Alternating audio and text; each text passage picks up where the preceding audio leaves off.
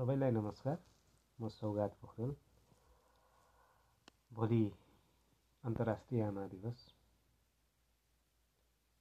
सम्पूर्ण आमाहरूमा समर्पित मेरो एउटा भ्लग रक्सीको कथा म सुरु गर्न चाहन्छु। यसलाई मैले नेपाल र यहाँको परिवेशसँग, अमेरिकाको परिवेशसँग जोडेर सुरु गर्न खोज्दैछु। पहिला त हाम्रो नेपाली संस्कार सभ्यता अनुसार परिवारहरू सँगै बसेर रक्सी खाने परम्परा मतवालीहरूको बाहेक अरू समुदायमा छैन। र छैन मात्र होइन कि रक्सीका कारणले गर्दाखेरि थुप्रै परिवारहरू विखण्डन भएको, अनि आर्थिक अवस्था झन् गाह्रो बन्दै गएको र सम्बन्धहरूमा दरार पैदा भएको घटनाहरू हामीले सुनेकै थियौँ।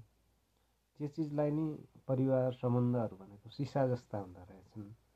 हामीले त्यसलाई पुछेर सफा गरेर राख्न सकियो भने बहुत सुन्दर हुने, त्यसलाई जोगाउन सकिएन, माया गर्न सकिएन, मायाले सुमसुम्याउन सकिएन भने ती सम्बन्धहरू पनि काँचका सिसा, काँचका भाँडाहरू जस्तै फुटेर जाने खालका हुँदो रहेछ। मैले आमा गुमाएको लगभग 8 वर्ष भयो, 7-8 वर्ष।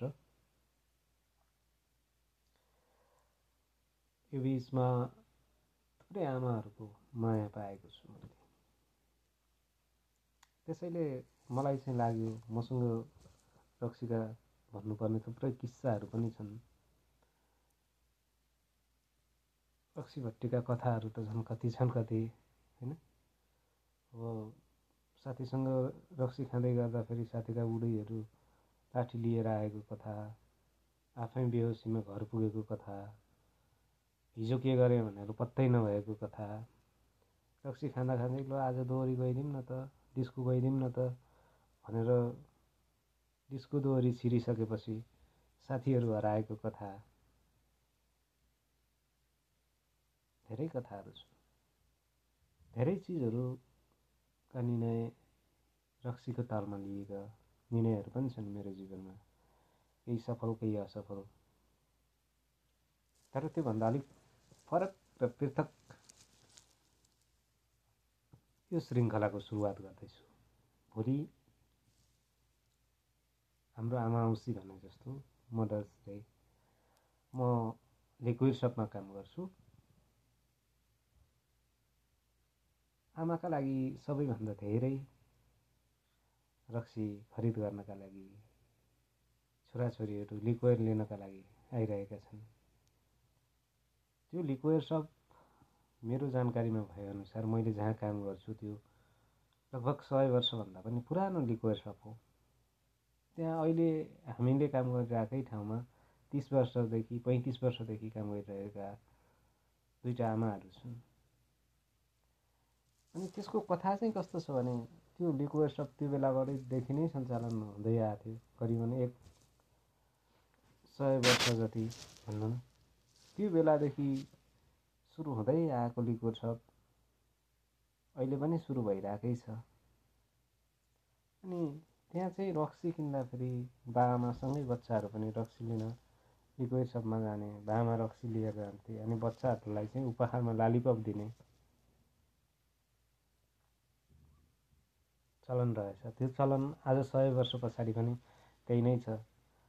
उनीहरू त्यहाँ रक्सी लिन आउँदाखेरि हिजो मात्रै हो, एकजना लगभग 30-35 वर्षको जस्तोदेखि नै महिलाले भनिन्, ओहो यहाँको ललिपप पनि मिठो हुन्छ, म त वर्षौँ पछि यो लिक्विड सपमा थिएँ, बिहे गरेर सहर सरेपछि यता आउन पाएको थिइनँ। भोलि आमाको मुख हेर्ने दिन वा मदर्स डे आमालाई सम्झिएर आएको छु। मेरी आमाले खाने रक्सी लैजानु छ। ऊ मात्रै होइन, ऊ र ऊ जस्ता धेरै मान्छेहरूको कथा नै त्यो लिक्विड सपभित्र, त्यो रक्सीभित्र, रक्सी पसलभित्र जोडिएको छ। म सम्झन्छु बुढाबुढीसँगै रक्सी लिन आउँछन्। बुढाले आफ्नो रक्सी लिएको पैसा छुट्टै पे गर्छ, बुढीले छुट्टै पे गर्छ। अनि उनीहरू सँगै बसेर पिउँछन्, भोलि काममा जान्छन्, दुःख सुखका कुरा साट्छन्।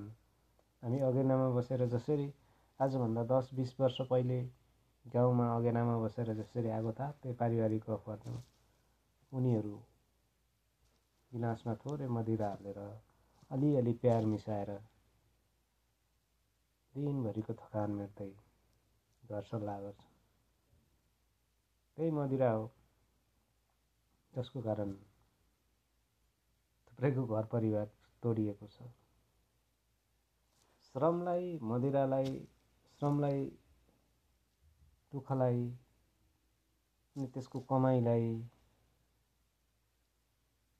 मदिरासँग त्यसलाई औषधिको रूपमा प्रयोग गर्न सकियो भने साह्रै सुन्दर चिज रहेछ। यसले त मदिरा भनेको त परिवार बिगार्ने भत्काउने चिज होइन रहेछ भन्ने एउटा खालको बुझाइ मैले यहाँ आएपछि बुझेको बुझाइ। अर्को बुझाइ भनेको हामीले रक्सीका लेबलहरू अनुसार मान्छेको मूल्याङ्कन गर्छौँ। ब्रान्डेड रक्सी खान्छ, त्यसको त्यही खालको मूल्याङ्कन हुन्छ, समाजमा त्यही खालको इज्जत हुन्छ। अलिक कमसल खान्छ, त्यसको त्यही खालको इज्जत हुन्छ, त्यसको कथा छुट्टै छ। त्यो औसत मान्छे हो, मध्यम मान्छे हो। जो लोकल खान्छ, जो स्थानीय उत्पादन गरेको रक्सी खान्छ, त्यो खराब मान्छे हो। जसले स्थानीय उत्पादनलाई सबभन्दा बढी प्रोत्साहन गरेको छ, घरेलु मदिराहरू सेवन गरेको छ, ऊ सबैभन्दा खराब मान्छे हो। जसले बाहिरको मदिराहरू सेवन गरेको छ, उसले त्यो रक्सी खानुमा राज्यलाई त्यति धेरै योगदान हुँदैन, स्थानीय उत्पादनलाई त्यति धेरै प्रमोट हुँदैन। रक्सीहरूको वर्गीकरण गरेर हामीले मान्छेहरूको वर्गीकरण गरेको देखेँ नेपालभन्दा फेरि। यहाँ त्यस्तो छैन। यहाँ चाहिँ तपाईँ उसले कुन ब्रान्डको रक्सी खान्छ, उसले सधैँ खाइरहने रक्सी खान्छ, उसलाई त्यो रक्सीको ब्रान्ड छोडेर चाहिँ ठुलो रक्सी खानु नै छैन, महँगो रक्सी खानु नै छैन। दुई थरी परम्पराहरू छन् यहाँ पनि। खासमा तपाईँ रक्सी खाने मान्छेले नियमित पनि खाइरहेको छ, नियमित काममा पनि गइरहेको छ, सम्बन्ध पनि जोगाइरहेकै छ। सम्बन्धहरू बिग्रने रक्सीका कारणले बिग्रेका सम्बन्धहरू एकदम कमै छन्। यसले अर्को के श्रम गर्ने मान्छेलाई श्रम गर्ने माने 8 घन्टा काम गर्छ, आउँछ, खाना पकाउँछ, खान्छ, वा बाहिरबाट लिएर आएर खाला, थकै मार्ला, थकै लाए केमा बुझ्ने त भन्दा चाहिँ अलिकति रक्सी खाइदिउँ, मिठो निन्द्रा लाग्छ, त्यो खालको परम्परा। यसले संस्कारलाई उपहारसँग जोडिदिएको छ। यिनीहरूले यो मदिरा उत्पादनलाई कसरी जोडेका छन्? यहाँ उत्पादित रक्सीहरू बडो प्रेमपूर्वक खान्छन् मान्छे। तपाईँ हरेक बर्थडे होस्, एनिभर्सरी होस्, मान्छेहरू वाइन उपहार लिएर जाने कल्चर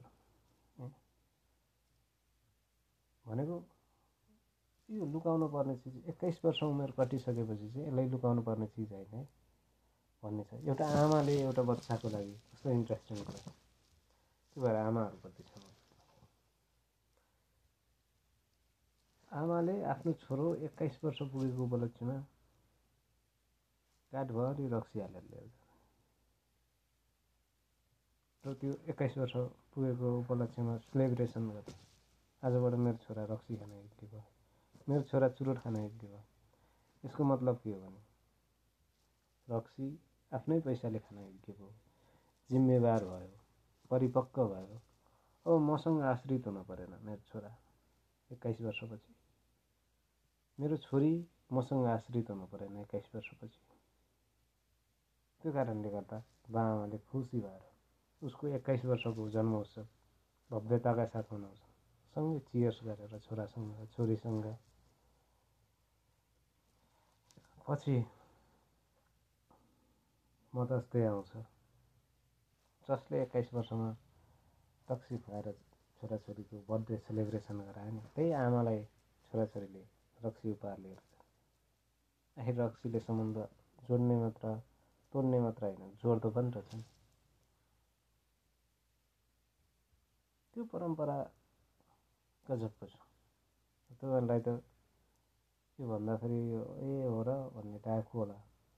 तर रियलमा 21 वर्षको उमेरमा आमाहरूले आफ्ना छोराछोरीहरूका लागि ल रक्सी खान योग्य भइस् भनेर खुसी मान्दै घर लगाएर 21 वर्षको बर्थडे सेलिब्रेसन गरेको बदलामा छोराछोरीहरूले मदर्स डेमा बाआमालाई सँगै राखेर च्याम्पियन फोर्दै happy mothers day, happy fathers day सम्बन्धहरू जोगाएकै देखिन्छ। ओहो, हामीले रक्सीसँग कति धेरै गलत चिजहरू धारणाहरू बनाएका रहेछौँ। सम्बन्ध जोगाउँदो रहेछ। 21 वर्ष उमेर पुगेर छोराछोरीले रक्सी बाआमासँगै बसेर खायो भने बाहिर गएर लुकेर छलेर धेरै खानुपर्ने परिस्थिति नबन्दो रहेछ। अर्को सिकाइ पनि होला। आफ्ना आमाहरूले आफैसँग छोराछोरीलाई रक्सी खान सिकाउनु भनेको जिम्मेवार बन्नु, रक्सी दिनु भनेको अब रक्सी किनेर खानु, श्रम गर्नु, पसिना बगाउनु भन्न खोजेको सन्देश पनि। मैले भन्न खोजेको कुरा कति भन्न सकिनँ, यो रुमभित्र कति बुझाउन सकिनँ र पनि फेरि ती सबै आमाहरूप्रति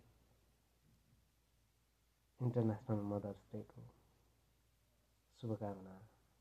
मेरो आमा छैन, मलाई आमा जस्तै माया गर्ने ती सबै आमाहरूलाई आभार व्यक्त गर्न चाहन्छु।